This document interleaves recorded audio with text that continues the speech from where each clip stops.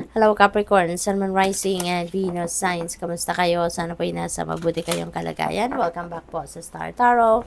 Kung bago kayo rito, welcome din kayo. Thank you for your support. I truly appreciate it. God bless you all. Capricorn, maraming salamat po no, sa mga likes and subscribes ninyo. Maraming salamat din sa mga sa effort ninyo pag take time for leaving magagandang komento sa ating videos. Maraming salamat.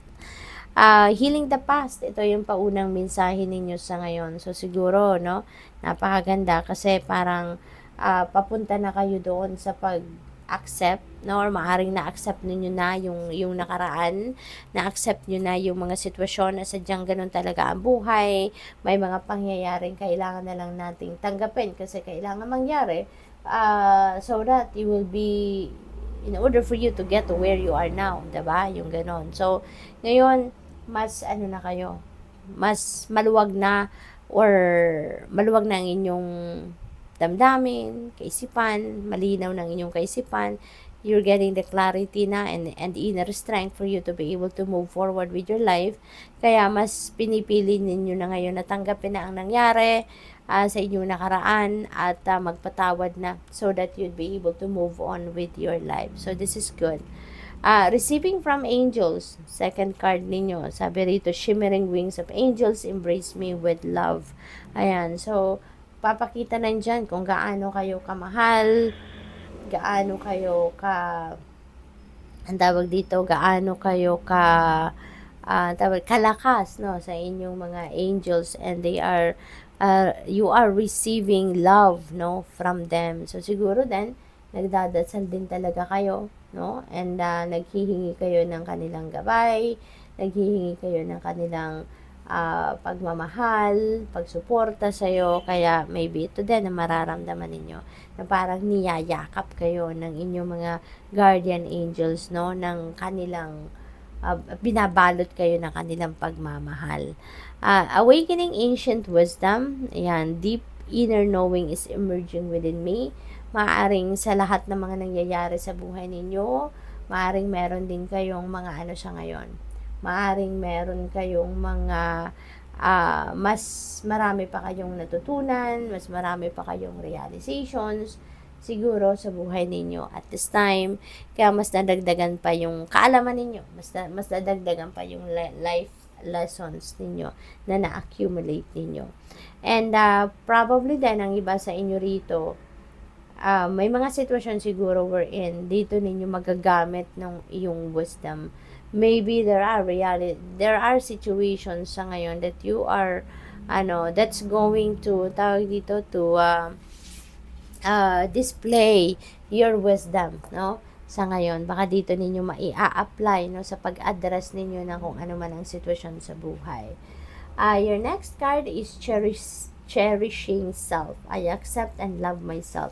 Kaya nga pipiliin ninyong mag-forgive na, pipiliin ninyong magpatawad na, mag-move on na sa buhay because you are realizing na kailangan mo ding ipakita or pakitaan ng pagmamahal ang sarili ninyo, no? Sabi rito, I accept and love myself. So you deserve love, no? Deserve nyo naman yung pagmamahal. Hindi pwedeng yung ibang tao lang yung minamahal ninyo, yung pinapakitaan ninyo ng pagmamahal, and you are neglecting your own needs. Kaya ngayon, this is good na ipapakita nyo din naman sa sarili ninyo, ipaparamdam ninyo sa sarili ninyo na mahal din naman ninyo ang inyong sarili. Okay? So, maybe sa ngayon, you are also going to pamper yourself. Siguro kakain din kayo ng mga pagkain na nutritious na hindi ninyo nakakain lately dahil sa sobrang kabisihan ninyo, hindi kayo nakakapagluto ng lutong bahay, or maybe hindi man lang kayo nakakalabas, no, at kumain sa restaurant to treat yourself, yung mga ganon. So now, maybe gagawin ninyo yan. Baka magpapaspa din kayo, magpapasalon, diba, magpapamassage, maaring ganon. So do whatever it is, no, that you feel like kailangan din ninyo yan, no, para sa sarili ninyo. So, tingnan natin kung ano pa ang ganap. We have indecision. I use my intuition in all aspects of life. Now, lalo-lalo na sa mga pagkakataon na nahihirapan kayong magdesisyon, no? So, tune into your intuition, okay? Dahil makakatulong yan sa'yo na ma-lead kayo towards the right decision para hindi na kayo masyadong nalilito, okay? We have blame. I accept responsibility for my well-being. Ayan. So, be kind to yourself din naman. No? Be kind to yourself. Huwag ninyong sisihin ang sarili ninyo. Bagos, isipin ninyo kung ano magagawa ninyo para makabawi kayo. But don't blame yourself anymore. Diba? Kasi, may dahilan ang lahat. Okay? Lahat ng mga nangyayari sa buhay natin ay may dahilan. That everything has a purpose. Kaya, wag ninyo nang sisihin ang sarili ninyo. Bagos, isipin nyo na lang paano kayo makakabawi, paano ninyo mababago ang inyong sitwasyon. Okay?